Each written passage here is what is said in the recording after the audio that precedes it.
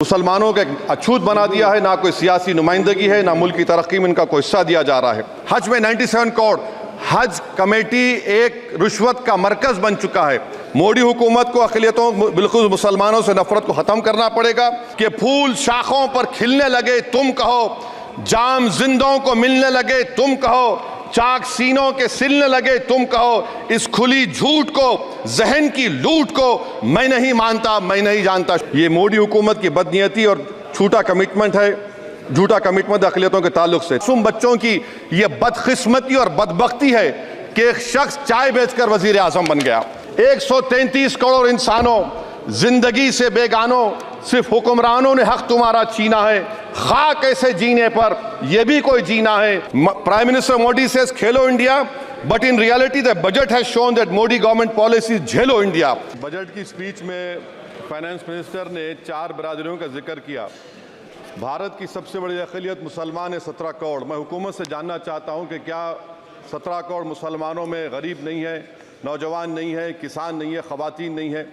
वतन अजीज़ में सबसे गरीब मुसलमान है, सबसे ज़्यादा नाखवानगी मुस्लिम ख़वातीन में। AIDS और PLFS का डेटा ये बताता है कि मुसलमानों में सबसे कम असासे हैं और कंजम्पशन लेवल दूसरे मजहबी ग्रुपों के बनिस्बत सबसे कम है। तालीमी इदारों में मैडम 15 और 24 साल की उम्र में भर्ती एनरोलमेंट में मुसलमानों की सिर्फ 29%, शेड्यूल कास्ट की 44%, हिंदू OBC के 51% और हिंदू अपर कास्ट की 59% है। हायर एजुकेशन मुसलमानों का एनरोलमेंट सिर्फ 5% है। PLFS का 2018-19 का डेटा वेज एम्प्लॉयज बताता है कि मुसलमान 22% थे, 2022-23 में 15% हो चुका है। सेल्फ एम्प्लॉयमेंट में मुसलमान, हिंदू, सिख से ज़्यादा 58.4% है। रेगुलर वेज एम्प्लॉयमेंट में सबसे कम मुसलमान है 15% और कैजुअल लेबर में सबसे ज़्यादा मुसलमान 26% है। तो मुसलमानों का शेयर रेगुलर एम्प्लॉयमेंट में लॉस हो रहा है एम्प्लॉयमेंट का। मुसलमान नौजवानों का ना रोज़गार मिलता है, ना तालीम के मौक़े, ना हुकूमत उनको कोई तरबियत सहूलत दी जाती है। मैं मोदी हुकूमत को एक मुसलमानों का अछूत बना दिया है, ना कोई सियासी नुमाइंदगी है, ना मुल्क की तरक्की में इनका कोई हिस्सा दिया जा रहा है। मैं मैडम माइनॉरिटी वेलफेयर मिनिस्ट्री में 2023-24 में 38% की बजट में कमी कर दी गई, 5,000 से 3,000 करोड़ कर दिया गया। इस साल के बजट में सिर्फ चंद 100 करोड़ का इजाफा किया गया, मगर 23-24 के बजट के लेवल पर पैसे मुख्तसर नहीं किए गए। ये मोदी हुकूमत की बदनीयती और झूठा कमिटमेंट है, झूठा कमिटमेंट अक़लियतों के ताल्लुक से। तालीम के उस अक़लियती स्कॉलरशिप मैडम अक़लियतों के गरीब तलबा और तालिबात को दी जाती रकम में कमी कर दी गई। 2019 में मोदी ने कहा था कि 1 करोड़ स्कॉलरशिप दिए जाएंगे, अब सिर्फ 58 लाख दिए जा रहे हैं। 47% अक़लियती एप्लीकेंट्स को हर साल स्कॉलरशिप से महरूम कर दिया जा रहा है।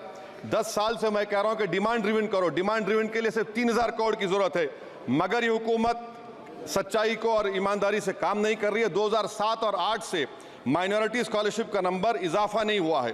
Pre matric scholarship madam Kundu committee ने कहा कि मुसलमानों में drop out rate primary level पर होता है, तो हुकूमत ने 9th क्लास से प्री मैट्रिक स्कॉलरशिप पैसे दे रही है। NDMC की इक्विटी मैडम 800 करोड़ एक मजाक है। PMGAV के में 910 करोड़ दिए गए। सारी दुनिया जानती है कि जहां मुसलमान बसता है गाँव में, शहर में, वो अंडर डेवलप एरिया है, और आप मजाक करें ऊँट के मुँह में जीरा देकर। हज में 97 करोड़, हज कमेटी एक रुश्वत का मरकज बन चुका है। प्राइवेट टूर ऑपरेटर्स के एक लाइसेंस के लिए पैसे देना पड़ता है, बिल्डिंग सिलेक्शन के लिए पैसे देना पड़ता है, मीना मुजदलफा में कंपनी के सिलेक्शन के लिए पैसे देना पड़ता है। मैं हुकूमत से मुतालबा करता हूं कि उसको ख़त्म किया जाए और CBI से इंक्वायरी करवाई जाए। मोदी हुकूमत को अक़लियतों बिल्कुल मुसलमानों से नफरत को ख़त्म करना पड़ेगा। मुसलमानों को उनका दस्तूरी हक मिलना चाहिए। आप कैसे विकसित भारत बनाएंगे अगर 17 करोड़ मुसलमान नफरत करेंगे?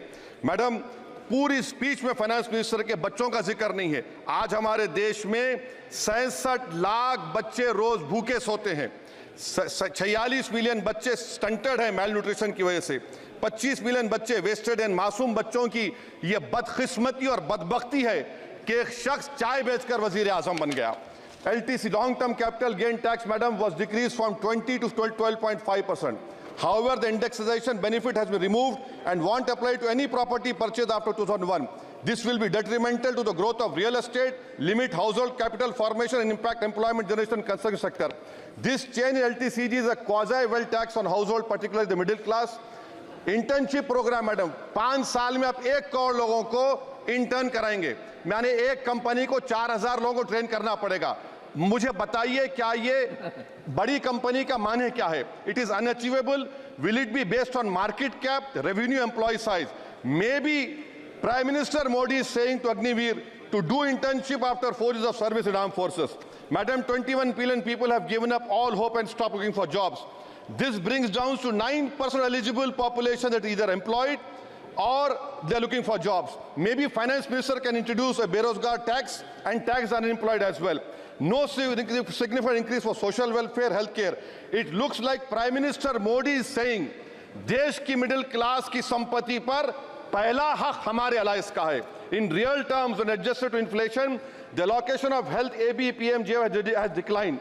Modi is saying he said heal in India during G20. The reality is India is hurting. Madam, this government wants to increase FDI from China.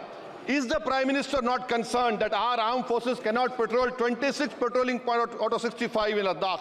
Maybe the Prime Minister wants the Chinese monopoly Indian markets. Import from China have crossed 101 billion in 2024. Prime Minister Modi says Khelo India, but in reality the budget has shown that Modi government policy is Jhelo India.